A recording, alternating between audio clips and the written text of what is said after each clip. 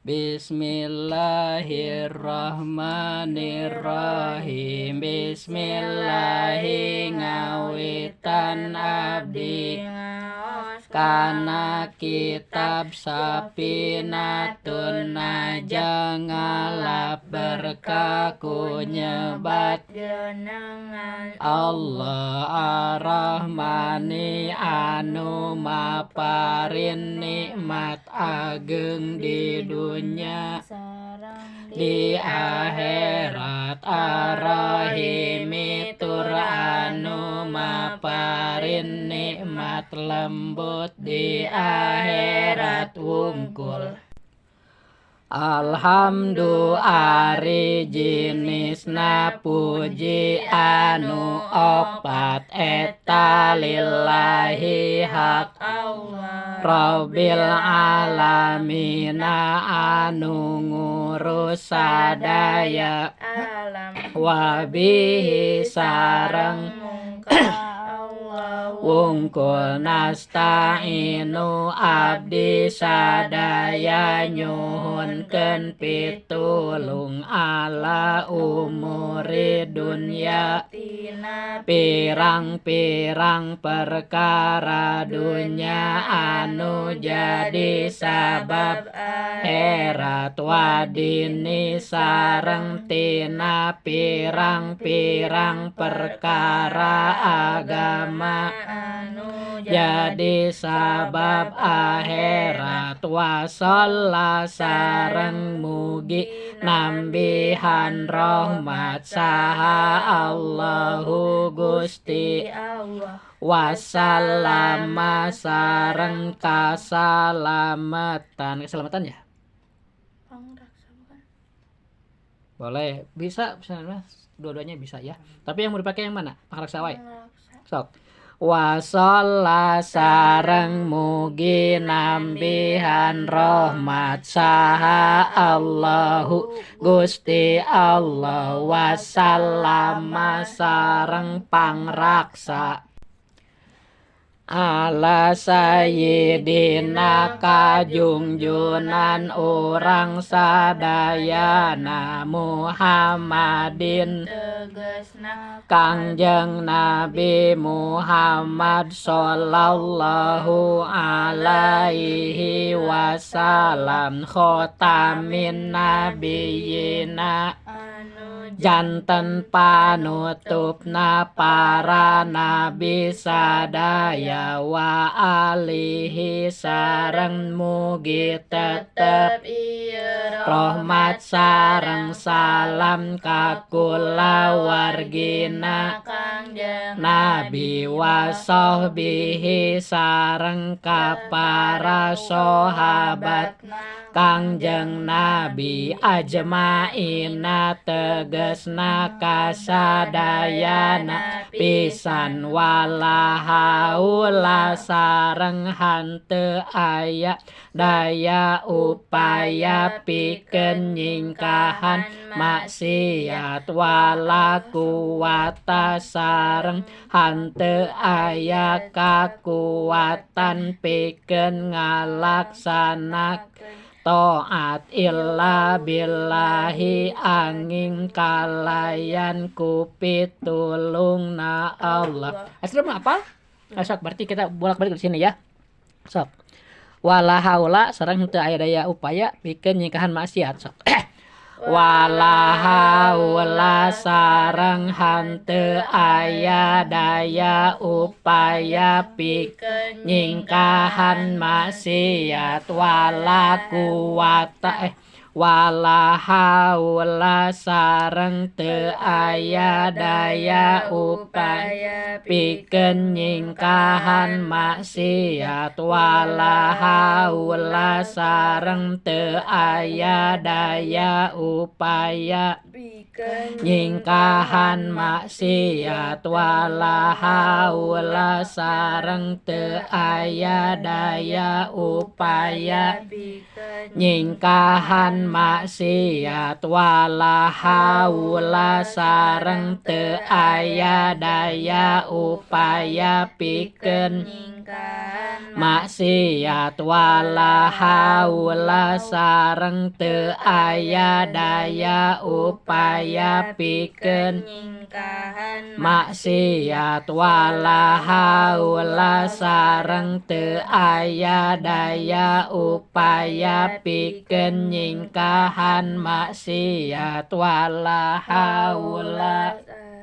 teu aya daya upaya pikeun nyingkahan maksiat wala kuwata sareng hanteu aya kakuwatan pikeun ngalaksanakeun taat wala kuwata sareng teu aya kakuwatan pikeun ngalaksanakeun taat wala kuwata sareng teu aya kakuwatan pikeun ngalaksanakeun taat wala kuwata sareng teu aya kakuwatan pikeun ngalaksanakeun taat sambungkeun wala haula sareng teu aya daya upaya pikeun nyingkahan maksiat wala kuwata sareng teu aya kakuwatan pikeun ngalaksanakeun taat wala haula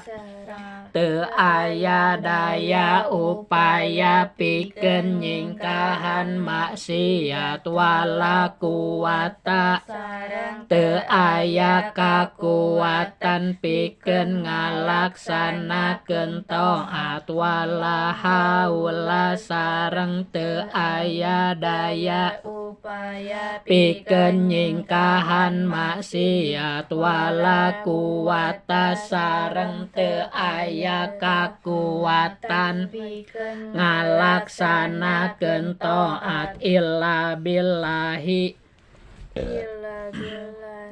angin kalayan ku pitulungna Allah illa billahi angin kalayan ku pitulungna illa billahi angin kalayan ku pitulungna Allah illa billahi angin kalayan ku pitulungna illa billahi angin kalayan ku pitulungna Allah illa billahi angin kalayan ku pitulungna wala haula sareng teu aya daya upaya pikeun nyingkahan wala kuwata sareng hanteu aya kakuwatan pikeun ngalaksanakeun taat illa billahi angin kalayan ku pitulungna Allah. Sok kami sendiri wala haula wala kuwata wala haula teu aya sareng teu aya daya upaya pikeun nyingkahan maksiat wala kuwata sareng teu aya kakuwatan pikeun ngalaksanakeun taat illa billahi angin kalayan ku pitulungna Allah kasri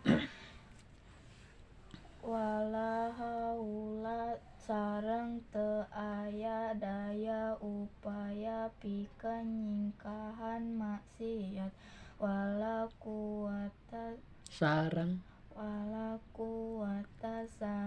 teu aya kakuwatan pikeun ngalaksanakeun taat illa billahi angin kalayan ku ku pitulungna Allah al aliyyi anu maha luhur Allah sok al aliyyi anu maha luhur Allah al azimi tur anu maha agung al azimi tur anu maha agung sakijikeun wala haula sareng teu aya daya upaya pikeun nyingkahan maksiat wala kuwata sareng teu aya kakuatan pikeun ngalaksanakeun taat illa billahi angin kalayan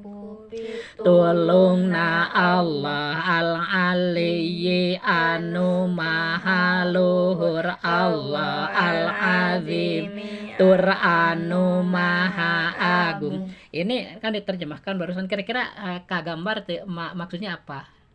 Fami ngerti nggak? Belum ya? Asri ngerti nggak? Jadi sering kan dengar ya orang membaca la haula wala quwata illa billahil aliyyil. Nah itu artinya yang tadi wala haula sareng teu aya daya upaya bikin nikahan maksiat. Jadi orang mau bermaksiat itu sebenarnya tidak berdaya gitu. Wala quwata jeung teu aya kekuatan pikeun ngalaksanakeun taat. Taat pun mau ngaji, mau sholat dia itu tidak berdaya. Illa billahi angin kalayan ku pitulungna Allah. Jadi seorang berbuat maksiat itu karena ditolong oleh Allah. Jadi fisiknya itu sehat gitu. Jadi yang memilih mah dia, paham nggak? Di dunia ini oleh Allah diberi kebebasan orang tuh memilih baik silakan, memilih buruk silakan, tapi tidak ada akibatnya. Dan kalau bisa pilih yang baik gitu, ya. Karena di dunia ini kan tempat ujian. Jadi oleh Allah diberi kebebasan. Di dalam Al-Qur'an disebutkan kan, fa'alhamaha fujuraha wa taqwaha. Tiap orang itu diberi potensi oleh Allah untuk berbuat maksiat atau berbuat baik. Tergantung pilihannya nanti. Makanya kita harus ngaji supaya selalu memilih yang baik-baik. Jadi begini, sebelum makhluk dijadikan oleh Allah ya, Allah sudah membuat rencana, sudah membuat ketentuan. Misalnya nih, Homi udah ditentukan dahulu sebelum Homi lahir ya. Sebelum lahir 50.000 tahun sebelum ada makhluk. Kira-kira lama enggak 50.000 tahun? Lama ya, lama sekali jauh. Sebelum makhluk dijadikan oleh Allah tuh sudah di planning, direncana semuanya, ditentukan. Misalnya Homi itu pantas lahir di Amerika, di Afrika, ya pantas. Di India pantas, ditetapkan oleh Allah lahirnya di Indonesia. Ya. Nah, itu Allah itu menetapkan gitu. Nah, nih umurnya sekian ditetapkan oleh Allah itu. Itu sebelum ada makhluk, sebelum ada kita. Itu disebutnya kodok apa? Ketentuan Allah dulu ya, sebelum ada makhluk disebutnya kodok apa? Kodok. Kan di dalam rukun iman yang keenam kita harus beriman kepada kodok dan qadar. Kodok itu ketentuannya sebelum ada makhluk. Udah selesai semua oleh Allah ditentukan. Karena Allah itu Maha Kuasa. Bayangkan makhluknya belum jadi, tapi ketentuannya udah lengkap. Ada yang kelewat. Kemudian ketika makhluk dijadikan oleh Allah, kejadian yang sudah ditetapkan itu terjadi terhadap makhluk ini. Itu disebut qadar. Apa? Qadar. Paham nggak?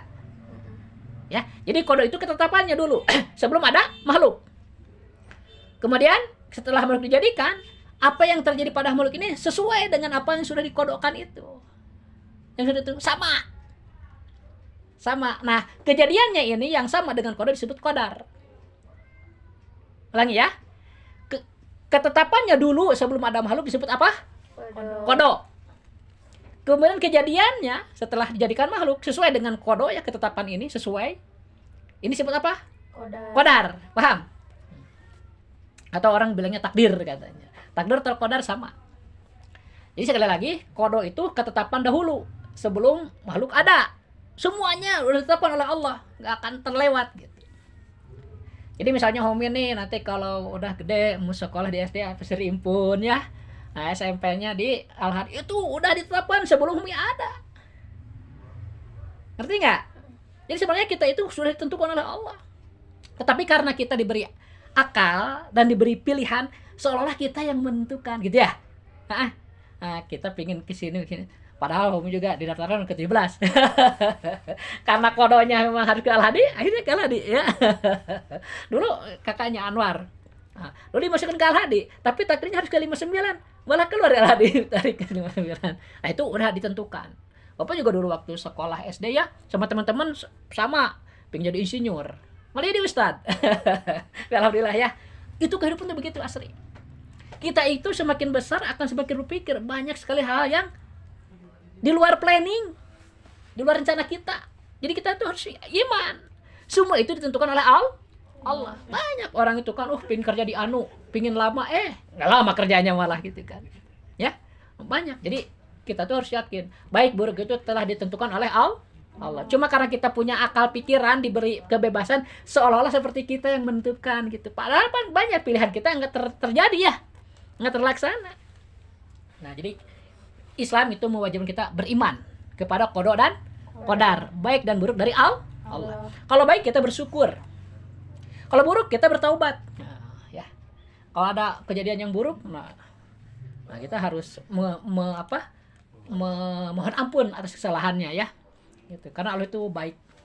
Kadang kita itu mungkin diberi takdir yang buruk itu untuk ujian ya. Jadi karena kita yakin baik buruk dari Allah, kita nggak perlu kaget. Misalnya, wah ternyata pertandingan itu kita kalah, udah ditentukan Allah dari dulu kok, udah biasalah, jangan sakit hati gitu kan ya. Itu maksudnya. Di Al-Quran juga disebutkan, jadi semua kejadian itu udah ditentukan oleh Allah. Artinya kalau kalian dapat kebahagiaan, jangan terlalu bahagia sampai lupa diri gitu kan. Kalau dapat kesedihan juga jangan terlalu sedih. Nah itu udah ditentukan oleh Allah gitu. Jadi kita harus siap gitu. Nah coba kalian sekarang nih udah mulai berpikir ya. Kalian hidup ini inginnya selalu dapat kebaikan atau dapat keburukan? Baik kan? Tapi ada jaminan nggak kita nggak selalu baik? Nggak ada. Ya, ada nggak jaminan kita nggak selalu baik? Nggak ada. Misalnya sekarang ini kita punya uang bekal nih hari ini 5.000, Senin ingin 5.000 lagi, belum tentu kan? Bisa aja Senin jadi 10.000. Misalnya, atau makan nggak punya malah Senin misalnya ya. Itu kan kita hanya merencanakan, menginginkan. Tapi takdirnya itu Allah yang menentukan. Paham? Artinya kalian jangan keras. Orang kudu kieu hirup teh, pete enggak. Sakit hati, enggak boleh ya. Ada yang menentukan kau Allah tuh. Ya. Bayangkan Bapak dulu waktu SD juga enggak tuh mikir-mikir Bapak bakal ngaji, bakal masa tentu pernah berpikir. Teu kabayangkeun lah. Pikiran teh sekolah SD ya, SMP, terus kuliah sampai jadi insinyurnya, ada pingin insinyur kan, biasa gitu kan waktu SD ya, suka punya cita-cita ya. Dulu Asri apa cita-citanya waktu SD? Jadi Guru tuh bagus, paling enak jadi guru mah kerjanya enggak full, paling setengah hari, gajinya gede. yang sekarang ya, tapi harus di kota Asri, jangan di kampung, kasihan nih kampung mah. Gajinya kecil lama lagi. Iya benar, yang di kota. Nah itu karena kita tidak tahu besok itu akan terjadi baik dan buruk, kita membuat penjagaan, ngerti nggak? Dijaga supaya apa? Kalau memang besok baik, syukurlah. Tapi kalau buruk gimana? Kita siap nggak? Nah itu kan persiapan jika terjadi buruk. Apa? Ya sekarang kita harus rajin wiridan ya, rajin berdoa, rajin sholat duha misalnya kan, rajin sunat kalau bisa ya. Itu apa? Itu penangkal agar kehidupan kita besok itu lebih baik. Dan itu memang bisa jadi kenyataan. Kalau kita selalu hidup itu dalam kebaikan ya, banyak sholat sunat ya, banyak berdoa, besok itu pasti enjoy. Kalaupun ada keburukan, segera ada pengganti gitu. Nggak berlarut-larut. Kadang ada orang yang susah hese pisan gitu lamanya. Nah, jangan sampai seperti itu. Kita mau orang Islam ada solusi kan la haula wala quwwata illa billah. Nah, hanya oleh Allah pertolongan itu. Jadi kalau kita dekat, sering banyak berdoa ya, banyak sholat duha misalnya, yes, pagi nih sempat sholat duha dulu, kalau nggak sempat ya malamnya sholat tahajud misalnya. Itu pendekatan agar kita selalu diselamatkan. Ngerti nggak? Paham? Nah, sekarang Asyik juga harus mulai nih. Jangan cuma main aja, ya. Di manage waktunya. Sekarang cuma sekolahnya pagi ya. Tapi kan nggak selalu pagi ya, kadang pulang jam 11 misalnya ya. Sebelum duhur masih bisa sholat duha, bisa di sekolah, bisa di rumah. Ya, dibiasakan mulai sekarang nih, bahwa juga dulu ya, sejak SMP bahwa juga sama suka sholat duha tuh. Terasa gitu. Karena kan Bapak juga sama latar belakangnya dari orang yang nggak, orang tua bukan orang yang berada gitu ya, kurang materi lah. Jadi kita apa modalnya ya doa. Paham Mas Ri? Nah, jadi arti la haula wala quwata illa billahil aliyil azim teh, kalau seseorang itu berbuat tidak baik, itu sebenarnya udah ditentukan dulunya begitulah. Tapi jangan diomongkan misalnya kunaon maneh maling da kual ditentukan neraka. Enggak boleh dia. Ya, nggak sopan ngomong gitu. Harusnya gini, kenapa kamu curi? Iya, aduh maaf nih saya hilaf. Harus gitu, menyalahkan diri sendiri. Atau menyalahkan setan. Iya nih kagak ada setan. Harus gitu ya. Nggak boleh menyalahkan Allah dalam hal-hal yang buruk.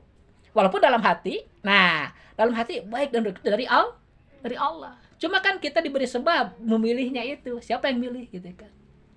Ya, jadi pilihan kita itu terkadang diijabah oleh Allah, terkadang tidak. Paham nggak?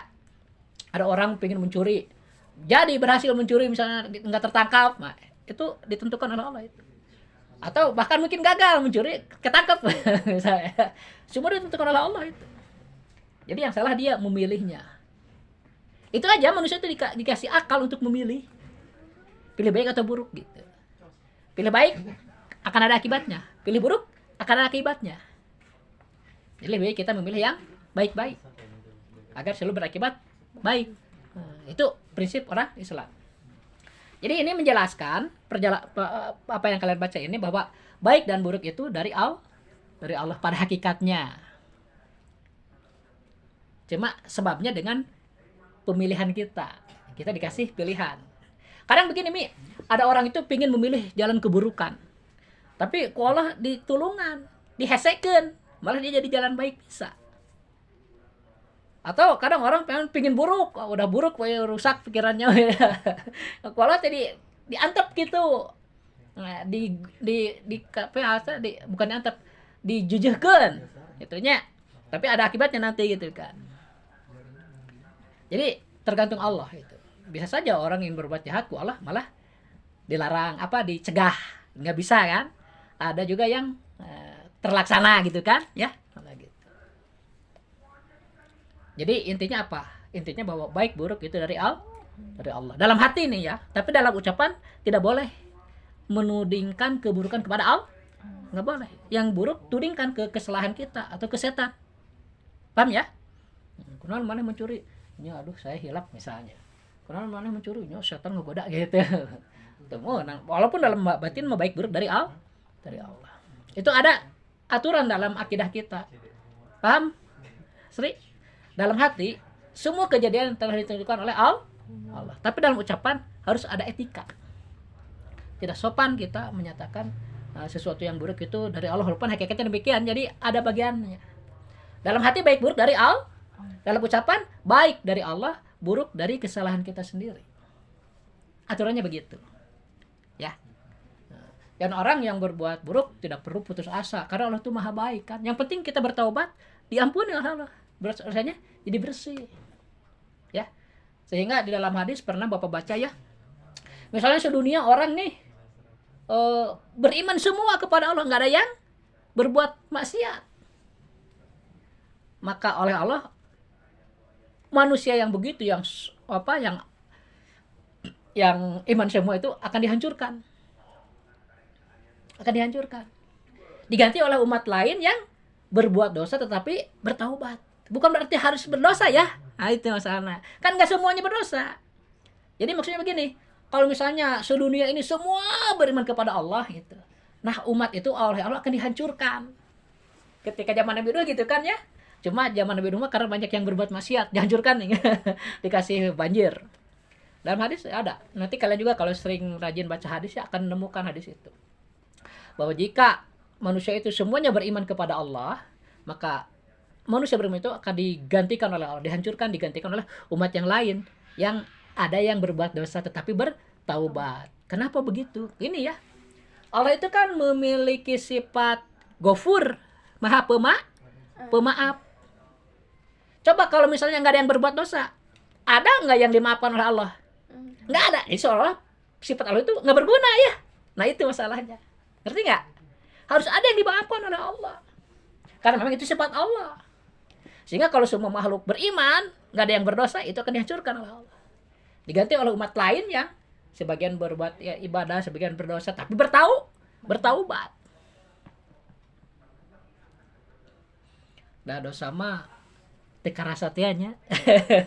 Jika non Sri debu asli di rumah sok nyapu tara tuh sekali sehari cukup nggak sekali nyapu, nggak cukup kan ya, minimal 3 kali aya wae ning nanti nu ngeres teh debu teh nah dosa kayak gitu.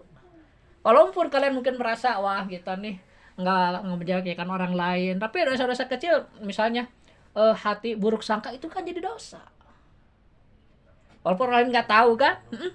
Nah makanya itu harus dibersihkan dengan apa, dengan sholat ya, sholat 5 waktu, tambahan lagi kalau bisa sholat sunat.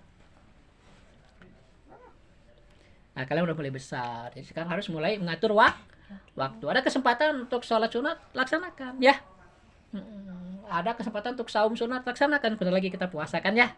Nah udah puasa nanti bisa saum sunat laksanakan. Misalnya Senin Kemis atau saum Nabi Daud ya. Itu akan cita-cita itu akan cepat teraih gitu. Dengan puasa itu hebat, Allah itu maha memberi ijabah gitu. Ya. Jadi kalau orang berbuat maksiat ya biasanya mempersulit rezeki. Tapi kalau orang berbuat baik, beramal soleh biasanya memperlancar rezeki. Itu ada pengaruh juga. Jadi kalau kalian ingin lancar ya usahakanlah dekat dengan Allah dengan banyak beribadah ya. Coba kita baca lagi. Wala haula sareng teu aya daya upaya pikeun nyingkahan maksiat wala kuwata teu aya kakuatan pikeun ngalaksanakeun taat illa billahi angin kalayan ku pitulungna al-aliyyi anu maha luhur Allah al-azimi tur anu maha agung. Nah kalau kalian misalnya punya cita-cita ya, Bapak juga dulu pernah Bapak dulu sebelum pesantren teh suka ngaji mingguan ya, tiap hari Sabtu ngaji ke pesantren itu. Nah, Bapak teh jadi pingin ke pesantren, pingin terus di situ gitu. Bapak nanya ke guru teh dulu teh. Bilangnya ke guru teh kan emang ya dari pesantren Bapak mah. Emang eta abdi hoyong mah pesantren naon beurit nanya. Baca wedang la haula ini ya. La haula wala quwata illa billahil aliyil azim. Per hari 100. Nah, mulai besok nih ya. Pak Homi sama Asri harus mulai ya baca ini 100 ya. Jadi kalau sholat duha kan nggak cukup ya waktunya ya kan sekolah ya. Nah, besok libur makannya. Nah, bisa sholat duha. Sholat duha ya, tolong dari jam 7 ke atas lah ya. Mau jam 7, jam 8, jam 9, jam 10, jam 11 masih ada sekarang. Kan duhurnya jam 12 lebih ya. Sampai 5 jam nih. 2 rakaat aja dulu. Terus wiridnya ini la haula. Ya, la haula wala quwata illa billahil aliyil azim 100 kali. Jadi 1 tasbih ya. Pakai tasbih di belajar. Besok Bapak tanya, Om baca enggak? Baca. Berapa? Harus jujur ya. Cuma 5 kali. Gak apa-apa ya, asli juga ya. Besok malam kita ngaji lagi kan? Itu namanya ditajlib, diuji coba. Ya, diri kita ini bisa enggak diajak ibadah gitu. Kan biasanya hoream diajak ibadah mah. Nya, hoream karena ibadah mah mulia. Kusakan tuh dihalangan, ulah lawan capek gitu. Padahal sebentar ya. Wirid itu paling sajam. Muntea mah la sajam dalila bacana. Tapi hoream coba nonton TV 5 jam. Kuat. Nonton HP 5 jam kuat. Karena ada faktor nafsu kan, senang. Hawa nafsu tuh senang. Sekarang coba kalian mengalihkan kesenangan, jangan ke HP terus gitu. Bukan nggak boleh ya, silakan itu mah mubah. Bapak mau ngelarang senang HP tapi jangan melulu itu gitu. Dibuat apa namanya? Selingan ya. Nah, suatu saat kita harus wirid gitu kan ya. Nah, sholat fardu udah jelas cuma nggak bisa dibantah kan. Nah kita tambahan sunatnya baca la haula wala quwata besok ya mulai ya. Terus sholat duha kan besok mah libur sekolah, jadi sholat duha sama la haula maksimal 100 ya, terserah kalian latihannya berapa lah itu kuatnya berapa ya. Dulu juga sebentar.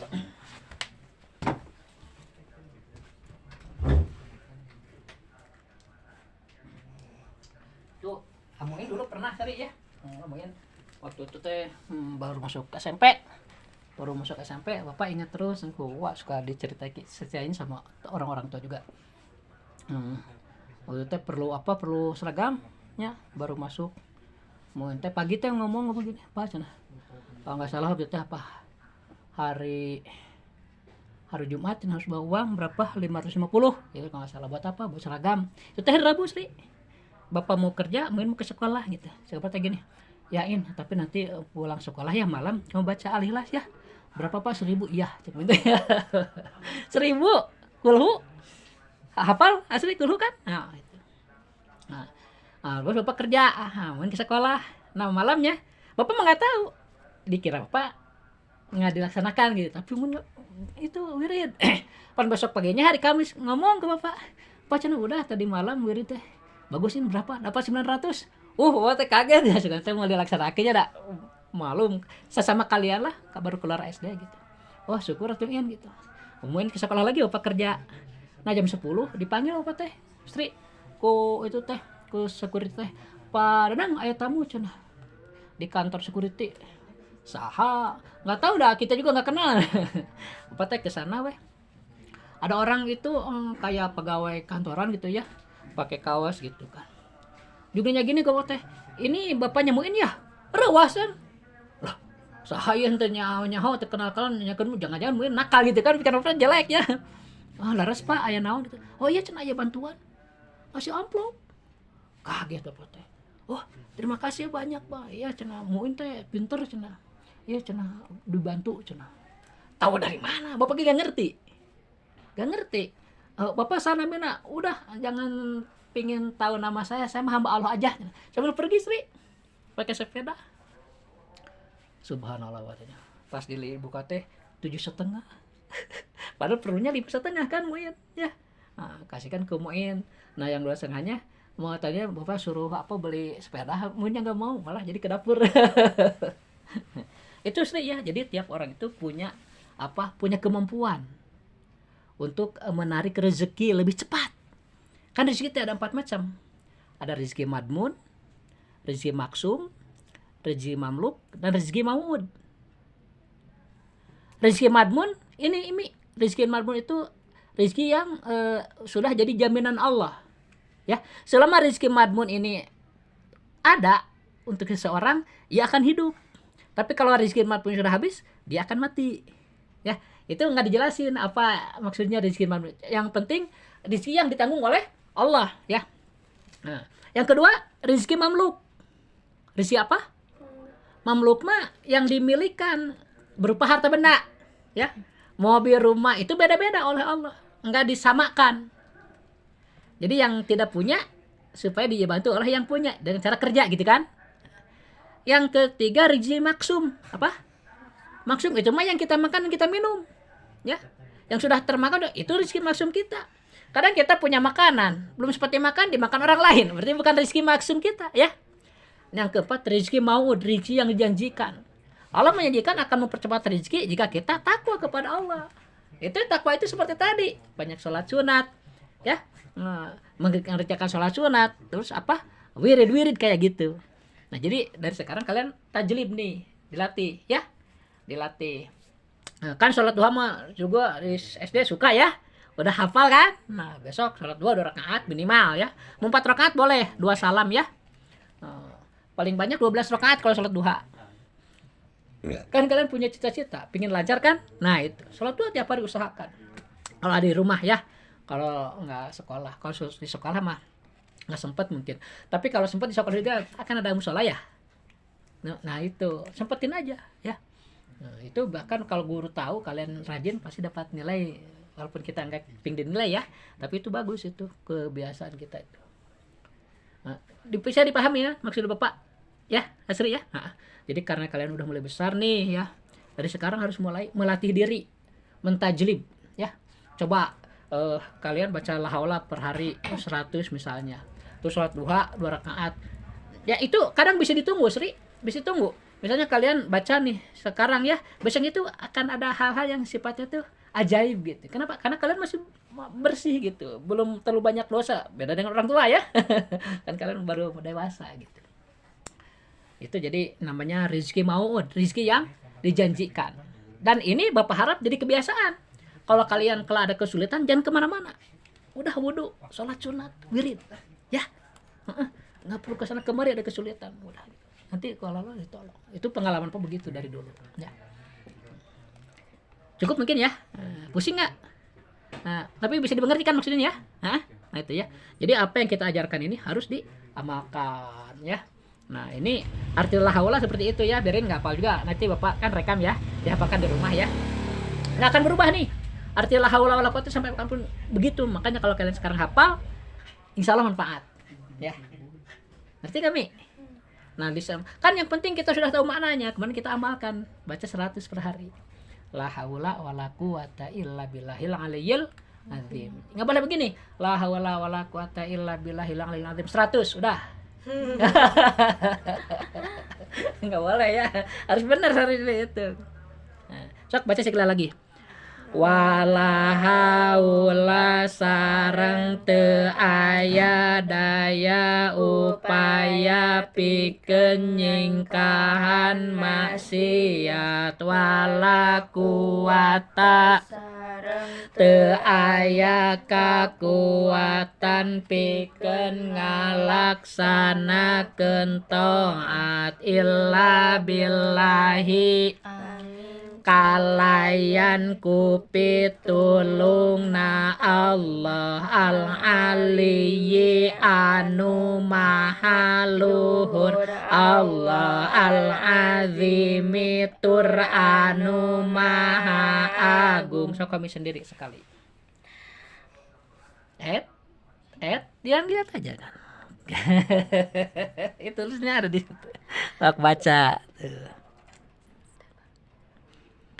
Wala haula sareng teu aya daya upaya pikeun nyingkahan maksiat wala kuwata sareng teu aya kakuatan pikeun ngalaksanakeun taat illa billahi angin kalayan Kupi tulungna Allah al-aliyyi anu maha luhur Allah al-azimi tur anu maha agung. Sok asri.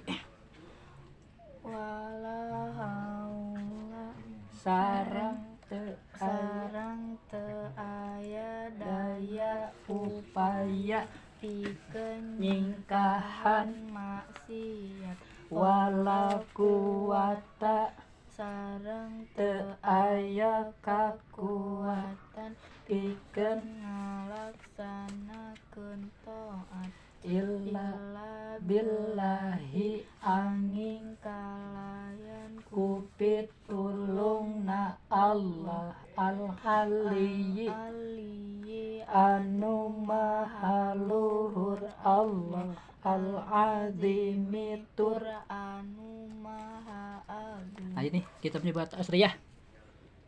Ini kan Homi, ini punya Asri. Buat di rumah baca-baca ya. Hafal kan? Ini yang ini. Ini ngaji udah dulu ya.